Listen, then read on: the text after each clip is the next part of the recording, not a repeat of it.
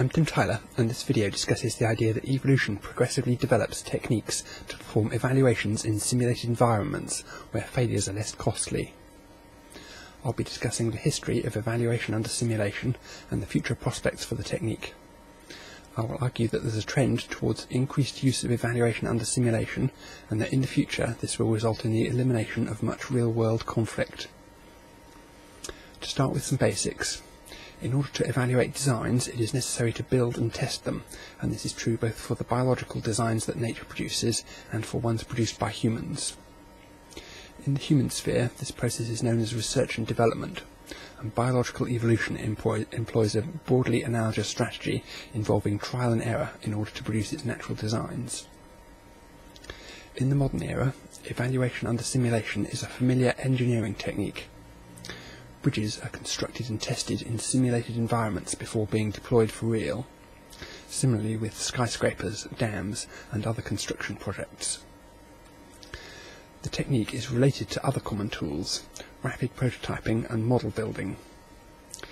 Evaluation under simulation can be seen as a type of prototyping or modelling that is performed in a virtual world.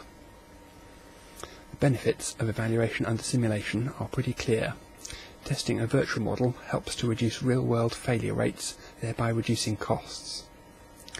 Bits of information provide an excellent and highly flexible modelling material, which can apparently be used to construct and test anything. For the origins of the technique of evaluation under simulation, we must go back millions of years and look at the origins of brains. An important function of brains is to act as a simulator of the world in order to allow organisms to predict the likely consequences of their actions and thereby choose between them. Brains are virtual reality simulators. Here is Richard Dawkins making that point. Whenever we think we see out there, whenever we see what we call reality out there, what we're actually seeing is a representation in the head, a model in the head, a simulation in the head. It's a very useful simulation because it's constantly being updated by information coming in from the sense organs. It's not just sitting there. The sense organs are pouring information in, but that information is not being seen raw.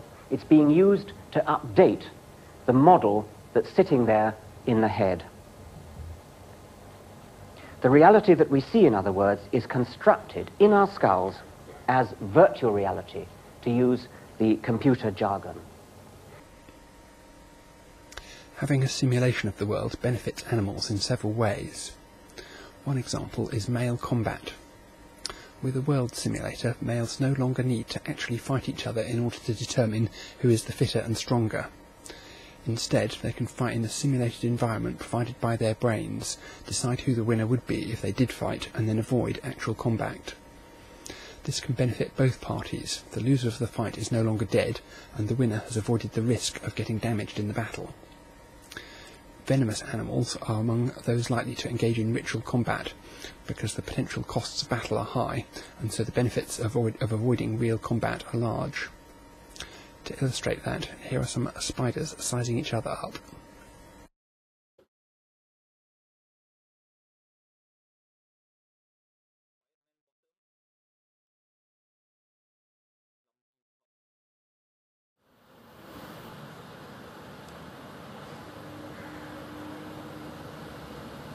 Snart blir gulad kan man.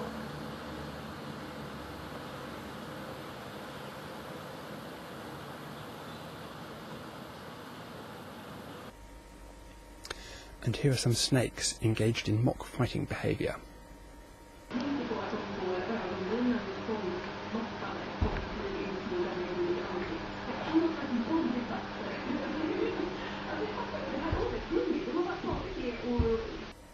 Another example of male combat is found among male elephant seals. These often roar at each other and rear up in order to estimate each other's size before going into battle.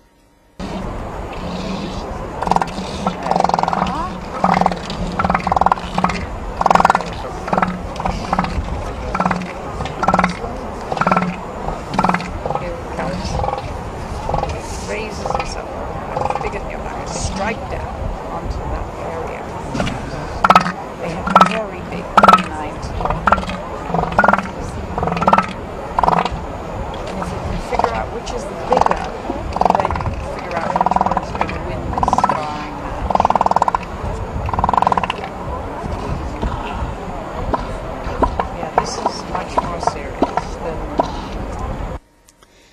If they are of equal size and strength, then sometimes a real battle results.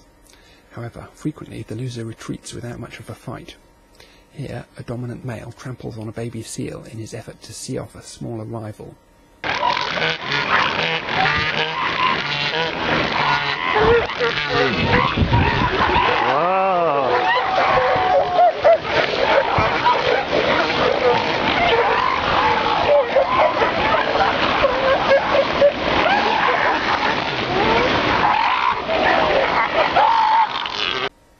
It is not just male combat where a simulation of the world is useful.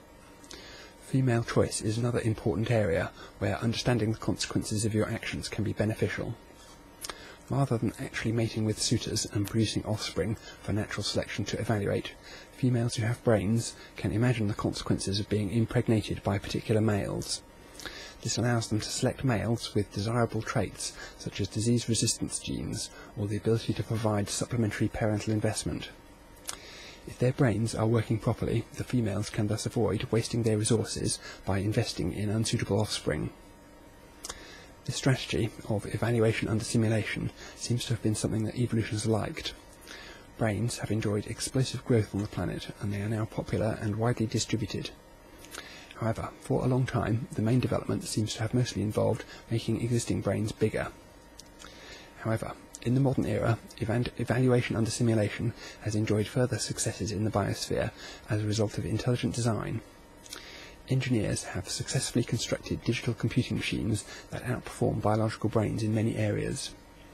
These new devices can be made more reliable than brains, can perform serial computations much faster than them, and also have better memories. They also interface conveniently to long-distance communications technologies.